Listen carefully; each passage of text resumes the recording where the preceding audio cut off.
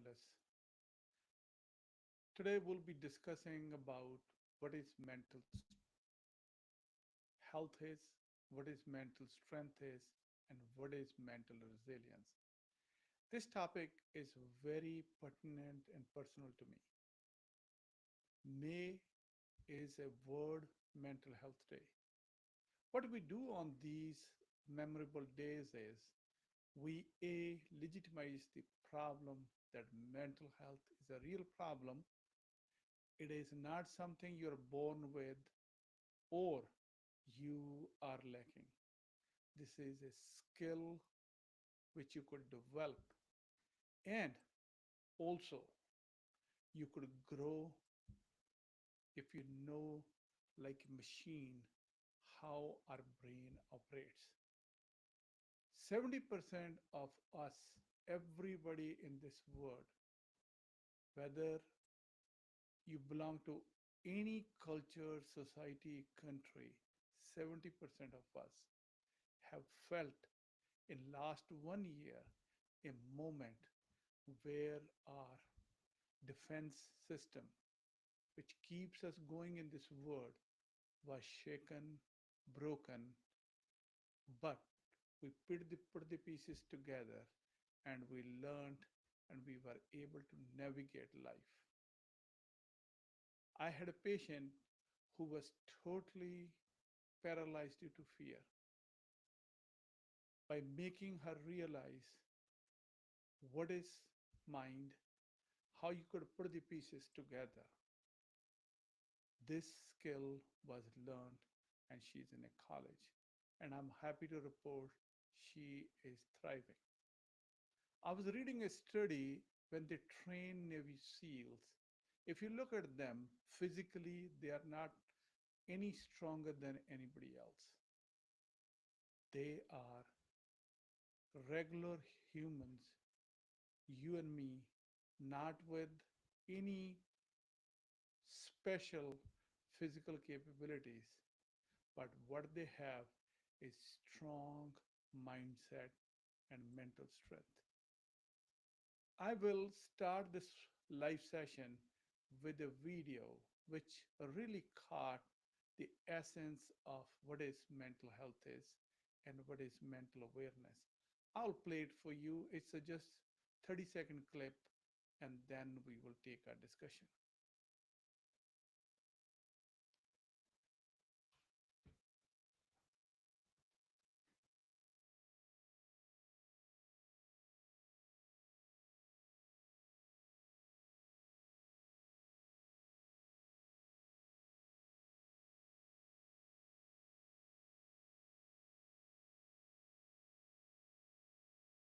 See what he is describing in this video is that he is alone, he's doing everything, and he is feeling resentful that he nobody's coming to him. And that is not what mental strength is. World Health Organization defines mental health as something which makes you realize your full potential, that you have enough coping mechanism to face changes and stresses of life, and learning and working so that you manifest to the fullest you are intended to. And then finally, you contribute to this world, your community, and the circle of life keeps on going. A lot of different ways people have defined mental health. I think WHO's mental health model is the most relevant because it focuses on individual. If we make individuals stronger, and all those strong individuals make our society stronger. What is mental strength? Mental strength is your power or strength to weather the storm. When life is throwing curveballs, relationships are going bad, body is not cooperating, minds, emotions are driving you crazy, and you cannot think clearly. At that time, that force, the inner fortitude which comes to your rescue to weather it, that is your mental strength. It is like your physical muscle. Physical muscle will make you navigate this world, but mental toughness and strength make this world go. Then, once this storm is gone, it has left your mind with scars. How well you handle those scars, how you nurture them, how you treat them is your mental resilience. So, what is mental health? Is everything which makes an individual prosper and grow. Mental strength is it makes you face those storms of life. And resilience is when the storm is past, how you handle it. The core message in my research and my personal experience is mental strength and resilience is not fixed. You can cultivate it provided you know what is the structure of your mental strength is. So if you are somebody who is facing this world, you know more, you're growing, then you adapt and cope. You are bouncing back every time life has adversity. You have both mental strength and mental resilience. This infographics, which I created, I think depicts mental strength in its core essence. Stand, mental strength is the force which keep you standing in the middle of the storm. Then, when the storm is gone, rise after being knocked down and start all over again to do the things over and over. Mental health is a continuum. If 70% of us were broken sometime last year, that we just want to hang the towel and let it go, there got to be some resilience and mental strength which keeps us going. So mental health is not a also not a fixed. It's a continuing to the very bad to very good. And we are fluctuating in between based on our environment, our body, our mind, our cognitive capabilities, and our social support system. Mental health has two spectrums.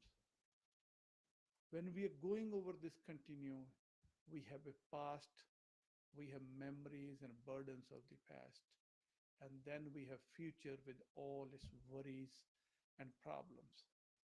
If we are stuck in the past, we are depressed. If we are worried about future, we are anxious. And who is suffering in this process is you. So between stimulus and suffering, stimulus could be anything physical, emotional, cognitive, social, anything which life is throwing on you, that is a stimulus. Before you could act, the response, there is a space. Dr. Viktor Frankl championed this idea that between stimulus and response, there is a space. That is where your choice as a human being lies. Every religion trying to culture and make you separate this timeline between stimulus and response. That is what mental health is. That's where we grow.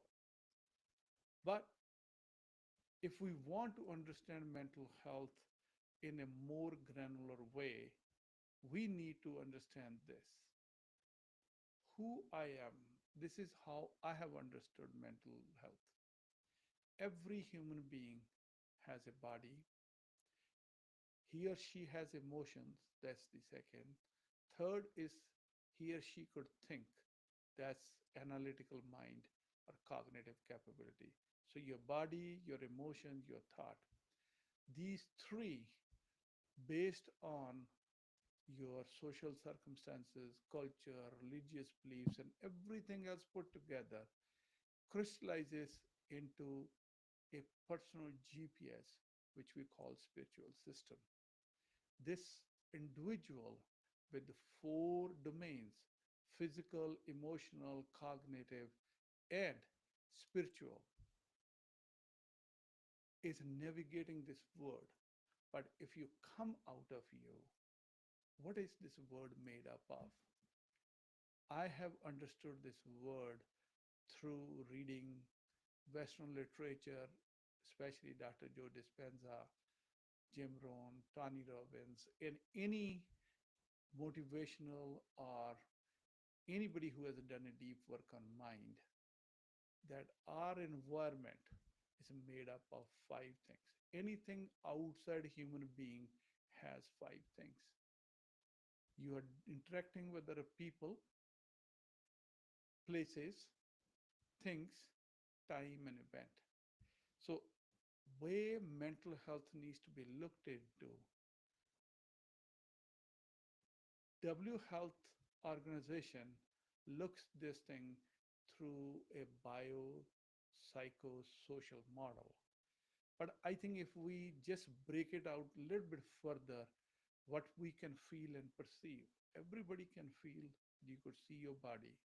You know your emotion, what makes you good, feel bad, ugly, any kind of emotion. Then that analytical part of you, which is your critical thinker or your thoughts, spiritual domain.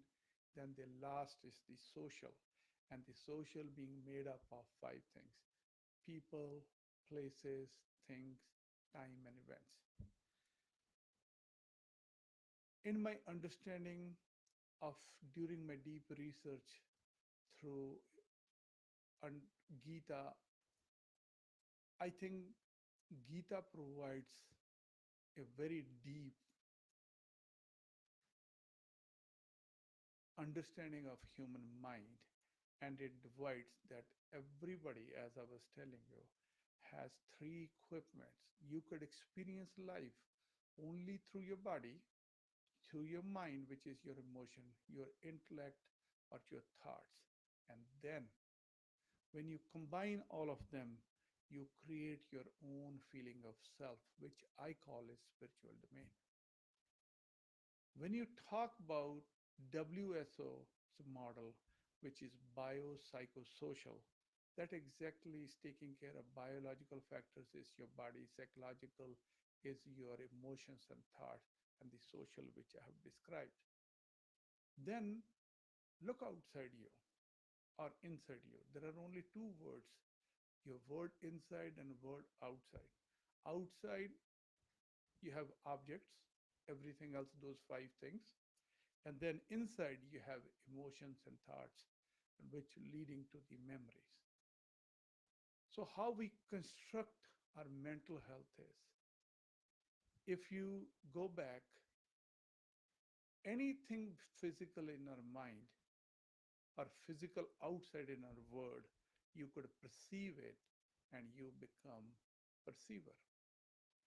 When you go through emotional domain, you feel the emotions, then you become feeler. Once you are looking the life through the domain of thoughts, you become thinker. So basically, your body has three equipments through which you could feel your life. That is your body, mind, and intellect. And there are only three domains: outside and inside.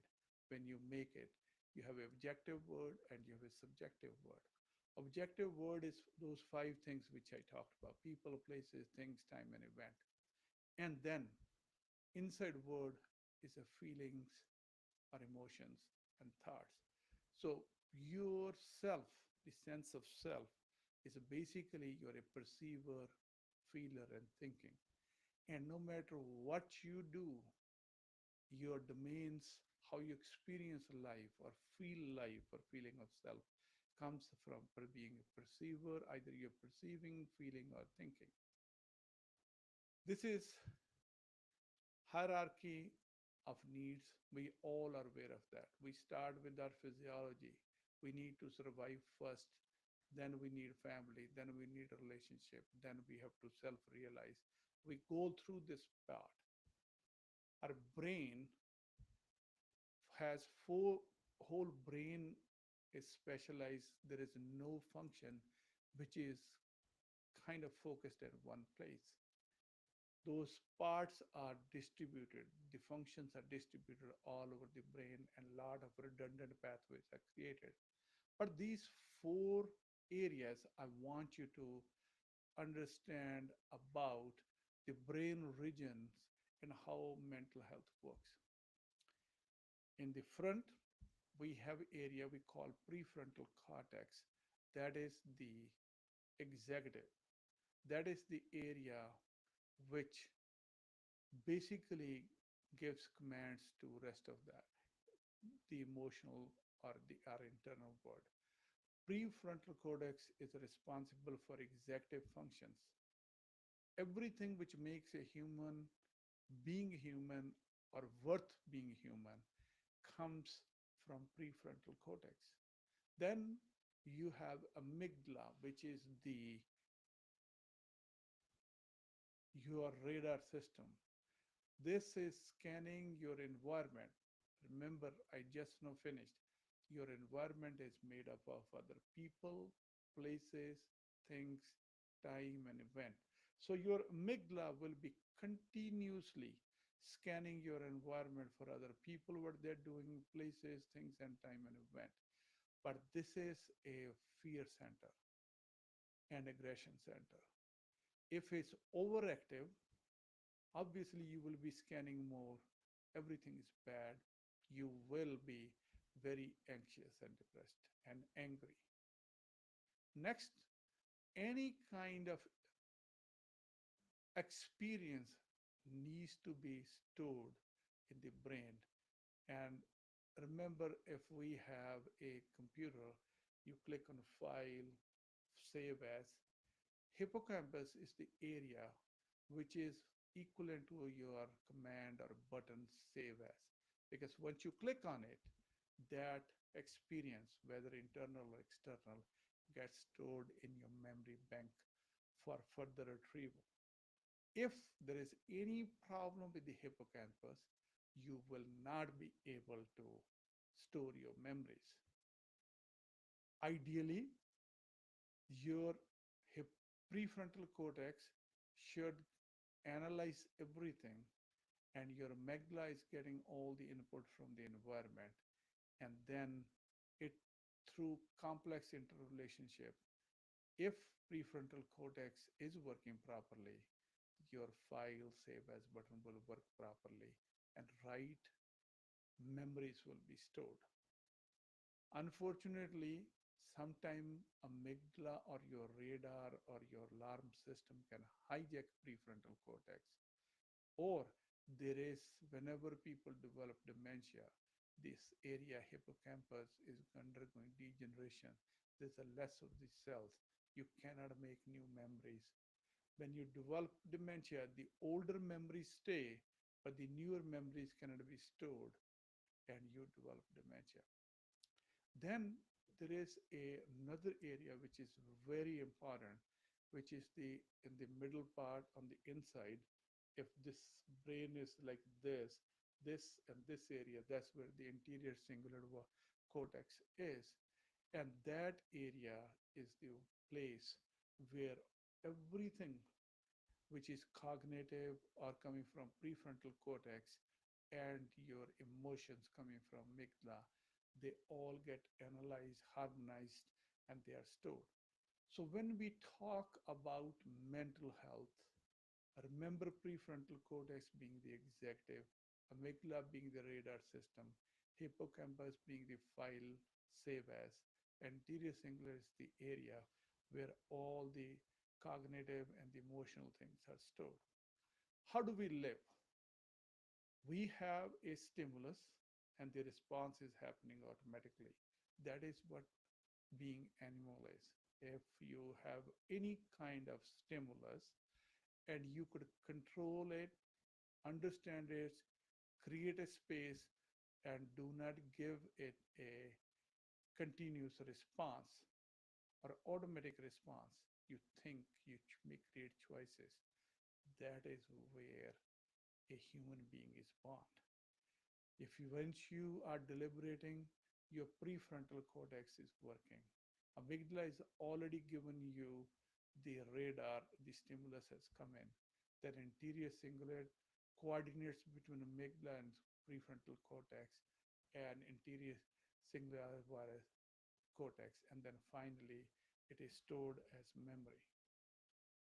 Then comes is the hormones. Lot of neurotransmitters are responsible for creating this state. If you feel happy or depressed, you're angry, what is? It's the chemical state. That's why if you're angry, you let it go for 5 minutes, your state changes, your chemical changes, your things get better. So there is a very, for you to feel any kind of emotion, it is basically a chemical state. Depending on which area and how much these neurotransmitters are, you cook up a stage, whether you're feeling happy, depressed, or you're feeling full of gratitude and bliss. Now comes the biopsychosocial model. So bio means body. What does body need? Body need to be fed, moved, rested, sleeping, and then social connections. So body can have, when we talk about diseases, it could have genetic diseases, environmental diseases, body diseases. And we will talk about epigenetics in a minute. That is very important. So in your biopsychosocial model, all these things come into play. For body, as we talked about, it needs to be fed. When it needs to be fed, it needs to have a high protein, quality fat, complex carbohydrates, vitamins, mineral nutrition, and enough hydration. Avoid alcohol, drug, medications, and then if you eat variety of foods, you will provide enough precursors for the neurotransmitters. This is what your thoughts. Dr. Joe Dispenza has a very good analogy, and I thought I should share. We are what we repeatedly think. Each individual has about 50 to 60,000 thoughts every day, and unfortunately, 95% of them are the same, repetitive. Whatever we think, that eventually becomes our personality and lead to persistent behaviors. Now comes as the social. Human beings, once we have everything, we need social stimulation and social interaction. So other people, even though they could be painful sometimes, they all are important part of being biopsychosocial model. So your body needs to be in tip-top shape. Your emotions needs to be balanced, neither nervous, neither stuck in the past, in the middle. And cognitively, you see the things for what they are. And this is, I think, was one of the most profound thought which I had from reading Tony Robbinson's work. Whenever there is a life is going around you, how we willfully cultivate our mental strength and mental resilience, it depends on where we focus. If we focus on negativity, you will find negativity all day. So focus, first decision which we all have to make, where we are going to focus. Next decision is when we focus, input will come. then comes in is what kind of meaning we are going to give. No two individuals perceive the same information in the same way. And third is how we are going to act to it. If we don't focus, we don't understand and give meaning what these things mean, and we don't have a good thoughtful response, we will be no different than animals. Mental health keeps on going on 24-hour basis. As I said, we're going to move the strength. What was the need for Mental Health Awareness Month was to create a awareness, educate people, and there are a lot of challenges. It's a known fact. People with mental health diagnosis, whether it's a simple anxiety or depression, 9 out of 10 get either stigmatized or systematically get discriminated. Mental strength, as I will prove it to you, has nothing to do with your mental health diagnosis. You are actually a more evolved human being if you know that you have a mental health issue, because you will not be acting from stimulus and response and not thinking. Once you know you have a problem, you have made a first choice that you have created a space between stimulus and response. So I have a lot of respect and faith in people's capability who come forward with their issues and they want to get help. This was the biopsychosocial model, which I have described to you in detail. Let's go to body and understand different systems in the body which are important. The connection between your body is a neurochemical.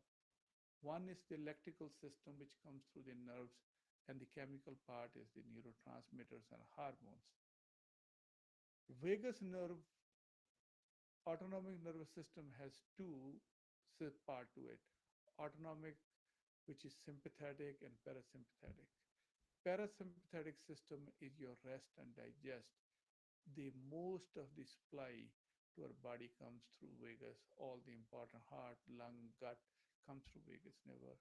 Then is the concept of neurotransmitters, hormones, and then gut.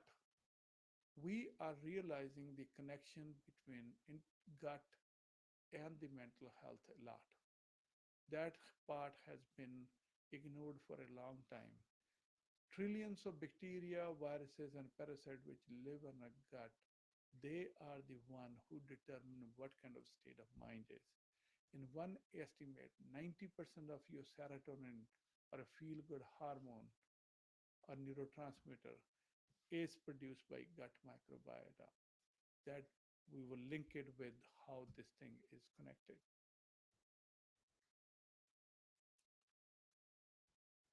Understand how stress affects your mental health.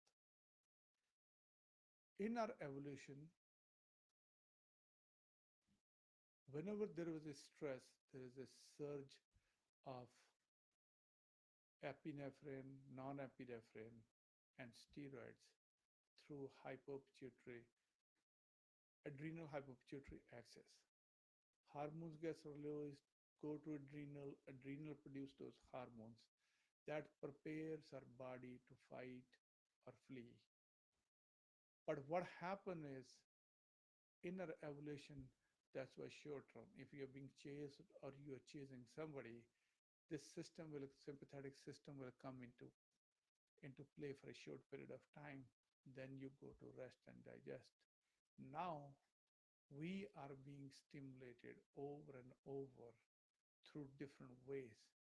And this HPA axis and stress response on a 24-hour basis.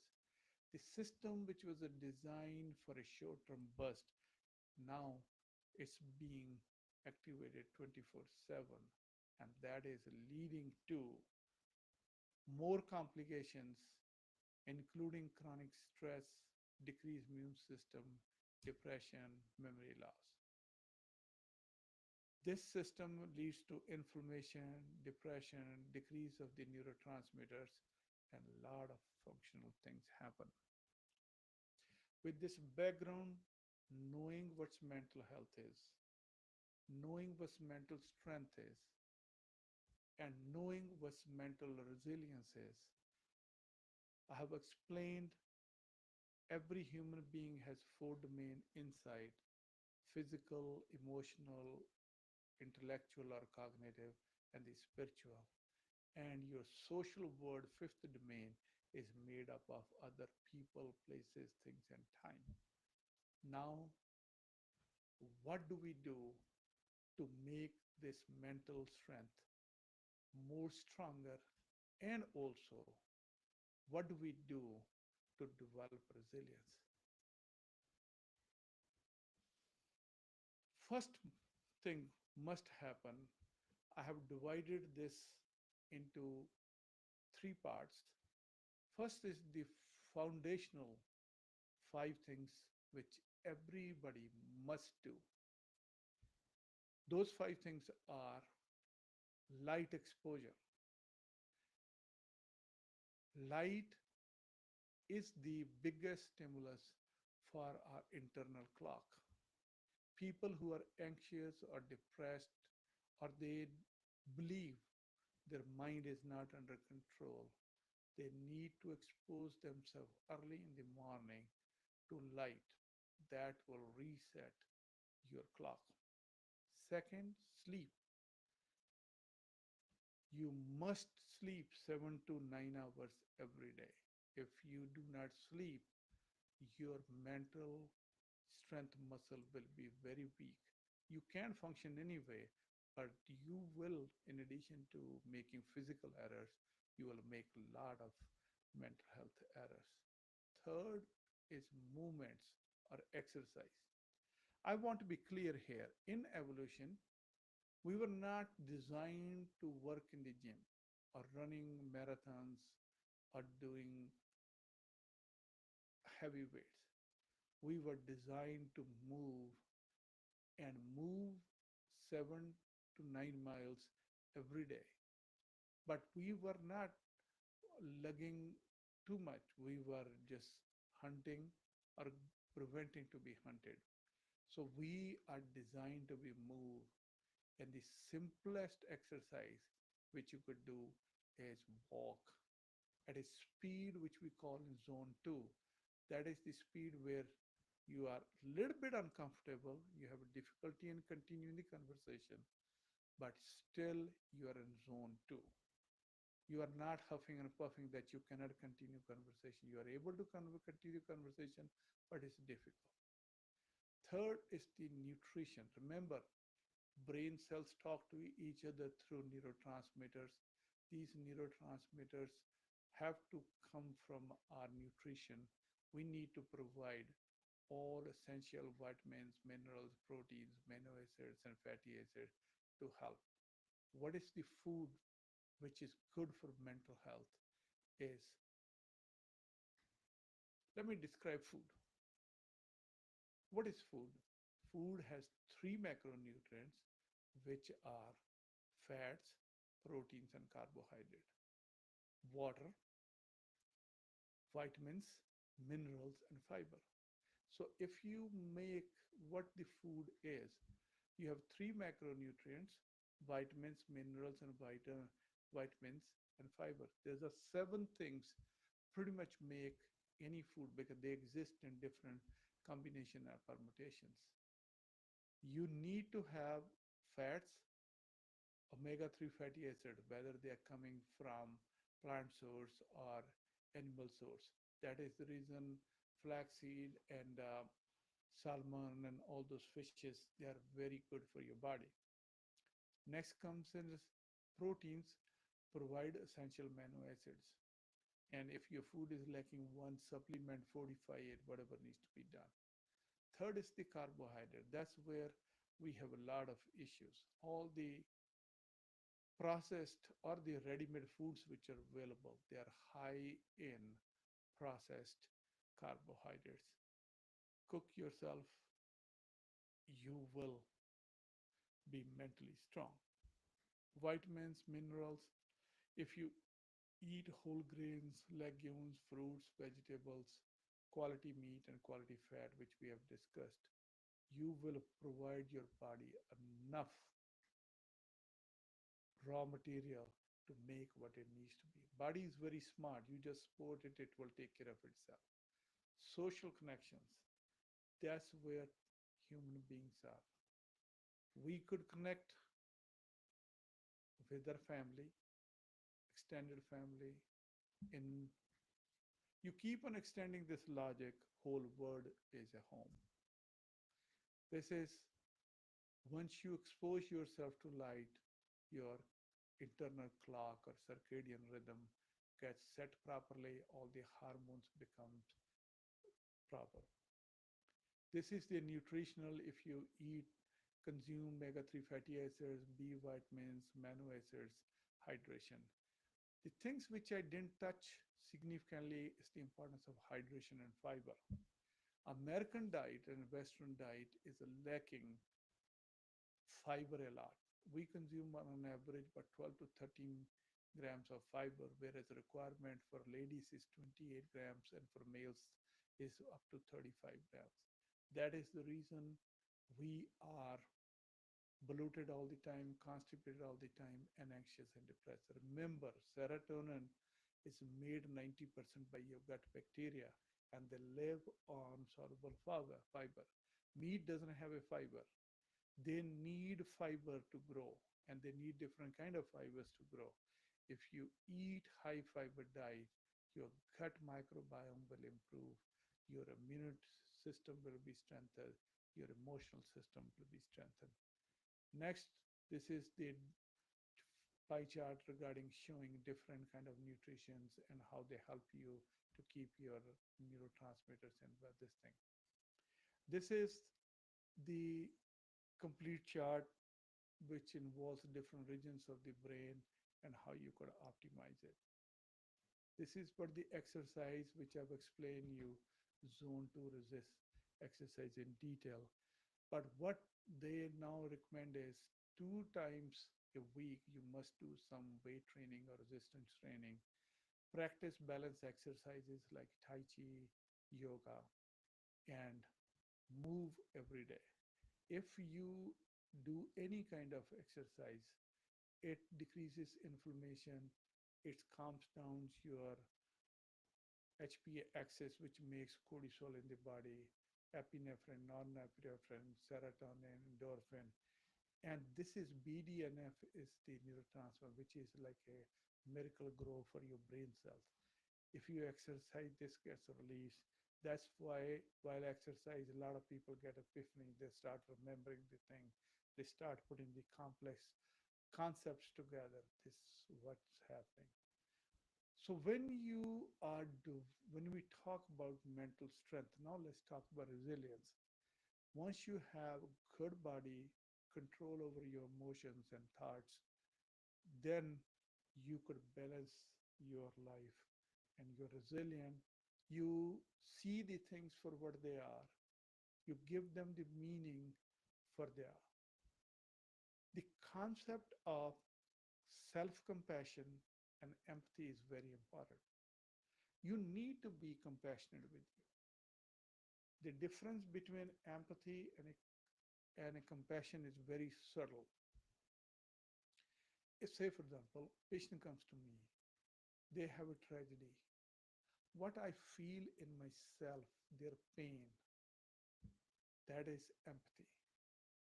And everybody should be empathic. But the difference is many times, whenever we feel something where we just want to act. Most of the time when it comes to matter of mental health, people don't need your help. People just want to be understood. If you spend some time understanding them and let them know you feel their struggle, you feel their pain, that's empathy. But I'm a physician. My responsibility is to help people. Once I feel their issues, and then I create evidence-based plans for that, that is compassion. But you, whenever going through circle of life, You must go through self compassion, because if you do that, once you are compassionate with yourself and you are empathic to yourself, you see the things for what they are. You don't suppress or repress your emotion. If something bad happened, it did happen. Feel the pain and go through the pain and move on. If you continue to deny it or suppress it, that is pathological. This is second part. First five foundational parts so far I've discussed is light exposure, sleep, nutrition, exercise, and social.